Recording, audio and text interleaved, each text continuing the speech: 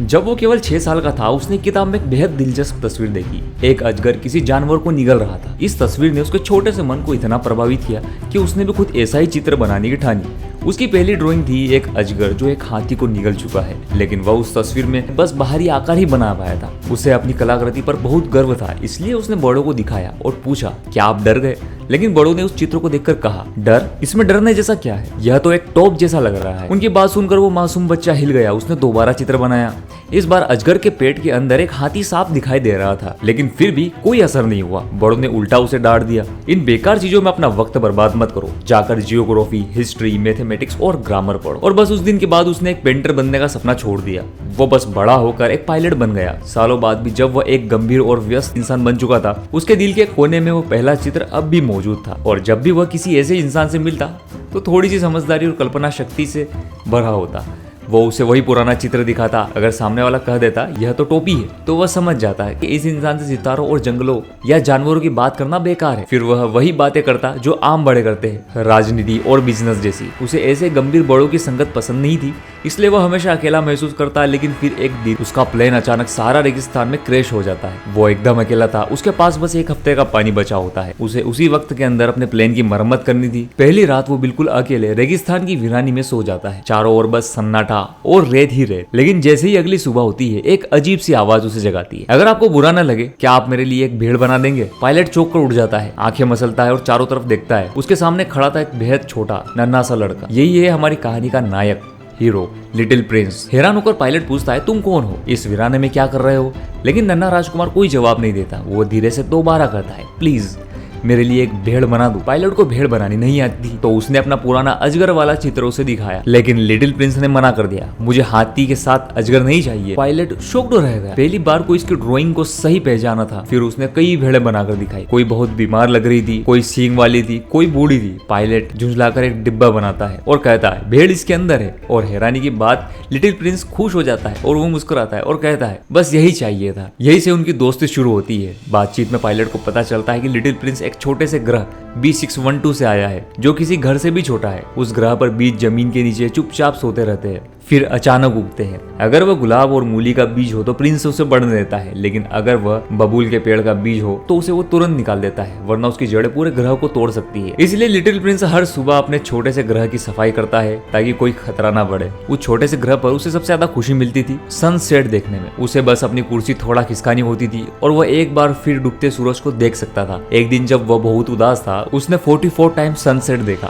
सूरज के डूबने की खूबसूरती के अलावा उस छोटे राजकुमार की जिंदगी में एक और चीज थी जिसे वो बेहद चाहता था, एक गुलाब। एक गुलाब बाकी फूलों से बिल्कुल अलग था। वो फूल जो चुपचाप खिलते थे और मुरझा जाते थे, लेकिन यह वाली गुलाब कुछ और ही थी, जैसे कोई दुल्हन शादी से पहले तैयार हो रही हो। फिर एक सुबह जब सूरज की पहली किरण पड़ी, उसने खुद को पूरी दुनिया के सामने प्रकट किया। राजकुमार स्तब्ध रह गए। उसकी खूबसूरती इतनी अनोखी थी कि वह बस उसे निहारता ही रह गया। उसने उसकी तारीफ की दिल से। गुलाब को यह पसंद आया। उसने बिना झिझक तारीफ स्वीकार कर ली। धीरे धीरे दोनों एक दूसरे के साथ वक्त बिताने लगे, लेकिन गुलाब थोड़ा नाजुक था, थोड़ा घमंडी था। वह कई बार शक करता, बार बार कहता, मुझे ठंड लग रही है, मुझे नाश्ता चाहिए, हवा आ रही है, मुझे ढक दो। तो वो इतनी मांगे करने लगा कि राजकुमार थक गया। एक दिन उसने चुपचाप खुद से कहा, यह फूल बहुत जटिल है, लेकिन मैं इससे प्यार करता हूँ। पर वो थक गया था और उसने अपने ग्रह को छोड़ने की तैयारी कर ली थी। रवाना होने से पहले उसने अपने छोटे ग्रह के छोटे ज्वालामुखियों को साफ किया, बेकार की जड़ों को उखाड़ा और गुलाब को आखिरी बार पानी दिया। जब वह उसके ऊपर कांच का कवर रखने ही वाला था कि उसकी आंखें भीगने लगी, वो विदा लेने लगा, लेकिन गुलाब चुप रहा। फिर अचानक गुलाब ने खामोशी तोड़ी। उसने कबूल किया कि वो राजकुमार से प्यार करता है, पर वह अपनी भावनाएं सही से जाहिर नहीं कर पाया। मैं मूर्ख था, गुलाब बोला। मैं चाहता हूँ कि तुम खुश रहो, उसने कहा। तुम्हें मेरी इतनी फिक्र करने की जरूरत नहीं है, मेरी सर्दी इतनी खराब नहीं है, उसने धीरे से कहा। जाओ और अपनी आंखों के सामने मुझे रोते हुए मत देखना, क्योंकि आखिरकार वो एक गहरी आत्मा वाली फूल थी। राजकुमार ने उसे अलविदा किया और अपनी नई यात्रा की ओर चल पड़ा, धरती की ओर यात्रा। छोटे राजकुमार ने 6 छोटे ग्रहों का सफर किया और फिर आ गया सहारा रेगिस्तान में। वह सोच रहा था, क्या मैं गलत जगह आ गया हूँ? तभी चांदनी जैसी चमकती हुई एक सांप से उसकी मुलाकात हुई। सांप ने कहा,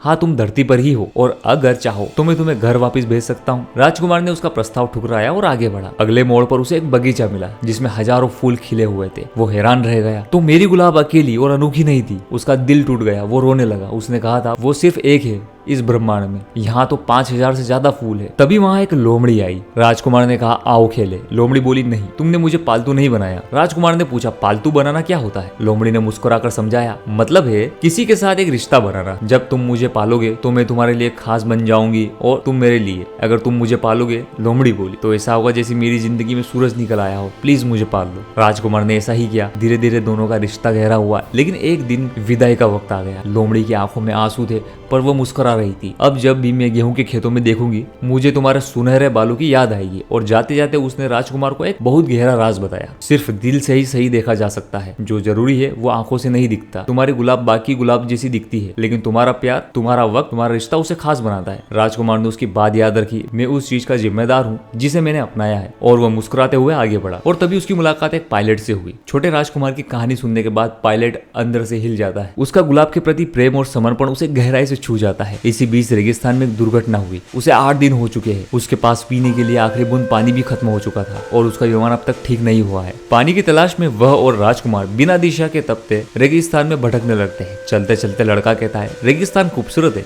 क्योंकि इसके नीचे कहीं एक कुआं छिपा हुआ है। इसी बात ने पायलट की सोच बदल दी। उसे पहली बार समझ में आया कि रेत की इस रहस्यमय चमक के पीछे क्या है। वो कुआं जो इस वीरान जगह को एक अनमोल खजाना बना देता है, लेकिन कोई उसे इसलिए नहीं ढूंढ पाया क्योंकि किसी ने उसे तलाशा ही नहीं। पायलट को याद आया, सबसे जरूरी चीजें आंखों से नहीं दिल से देखी जाती है। वो इस एहसास से इतना खुश होता है कि एक सोए हुए राजकुमार को बड़े प्यार से अपनी बाहों में उठा लेता है, जैसे कोई नाजुक सा खजाना हो। वह अब भी पानी की तलाश में आगे बढ़ते हैं और आखिरकार उन्हें सुबह के उजाले में उन्हें एक कुआं मिल जाता है। पानी पीते वक्त छोटा राजकुमार कहता है, लोग एक बगीचे में 5000 गुलाब उगाते हैं, लेकिन फिर भी उन्हें वह नहीं मिलता जो वो ढूंढते हैं। असल में वो खोज रहे थे वह तो एक ही गुलाब या बस एक घुट पानी में मिल सकता था, लेकिन वह सिर्फ अपनी आंखों से देखते हैं, दिल से नहीं। पायलट छोटे राजकुमार के कहने पर उसके भेड़ के लिए एक मुंह पर बांधने वाली टोपी बना देता है ताकि वो उसके गुलाब को नुकसान न पहुंचा दे। फिर छोटा राजकुमार बताता है कि उसे पृथ्वी पर आए हुए 1 साल हो चुके हैं और वो उसी जगह के पास है जहां वो सबसे पहले उतरा था। पायलट का दिल अचानक भारी हो जाता है। उसे लगने लगता है कि यह मुलाकात कोई इत्तेफाक नहीं थी। छोटा राजकुमार अब घर लौटने वाला है। वह उसी जगह की ओर चल देता है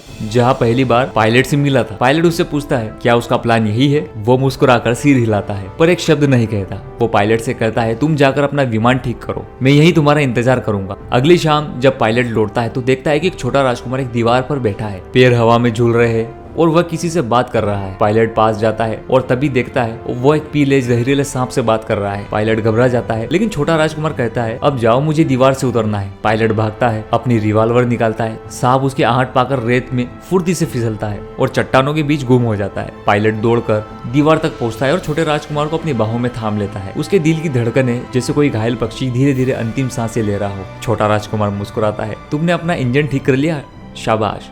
और फिर वह कहता है, अब मैं भी अपने घर लौटने वाला हूँ। पायलट इस विचार से ही टूट जाता है कि अब वह कभी उसका हंसना नहीं सुन पाएगा। लेकिन छोटा राजकुमार कहता है, जब भी तुम रात को आसमान की तरफ देखोगे तब तुम्हें ऐसा लगेगा जैसे सभी तारे हंस रहे हैं मेरी हंसी में। यह मेरी तरफ से तुम्हें एक तोहफा है, 500 मिलियन हंसते हुए सितारे, जैसे छोटे छोटे घंटियों की आवाज़ें। फिर वह कहता है, तुमने जो कुएं का पानी मुझे पिलाया था वह भी ऐसा ही था, अनमोल और दिल से भरा हुआ। अब जब मैं अपने ग्रह से तारों को देखूंगा मुझे वहाँ 500 मिलियन मीठे पानी के झरने नजर आएंगे। आखिर में छोटा राजकुमार बताता है, मेरा घर बहुत दूर है और यह सफर बहुत लंबा है। मैं अपने शरीर के साथ नहीं जा सकता, इसलिए मैंने सांप से मदद मांगी है। मैं नहीं चाहता कि तुम ये देखो क्योंकि यह तुम्हें ऐसा लगेगा जैसे मैं मर गया हूँ, लेकिन ऐसा नहीं है। पायलट जाने से मना कर देता है। छोटा राजकुमार अपने दिल की सारी बातें कहने के बाद एक कदम आगे बढ़ता है और तभी सांप उसके टखने के पास से गुजरता है और वो नन्हा राजकुमार धीरे से जमीन पर गिरता है, जैसे कोई फूल की पंखुड़ी हवा में बहकर जमीन को छूती है। बहुत ही शांत, बहुत ही कोमल। द लिटिल प्रिंस एक बेहद सरल सी दिखने वाली कहानी है, लेकिन इसके पीछे गहरा और एक इमोशनल मैसेज छुपा है। यह कहानी जितनी मासूम लगती है उतनी गहराई से दिल को छू जाती है। पायलट एक ऐसा अधेड़ उम्र आदमी है जो बचपन की कल्पना और जादू को अब भी अपने दिल में कहीं संजोए हुए है। वो अपने बचपन की बनाई हुई एक तस्वीर के जरिए यह परखता है कि कौन वाकई इस दुनिया को समझता है, लेकिन कोई भी उस तस्वीर को सही नहीं समझ पाया। इसलिए उसे मजबूर होकर एक गंभीर और तर्कशील आदमी बनना पड़ा। वह भी अकेला है, उसका कोई सच्चा दोस्त नहीं है।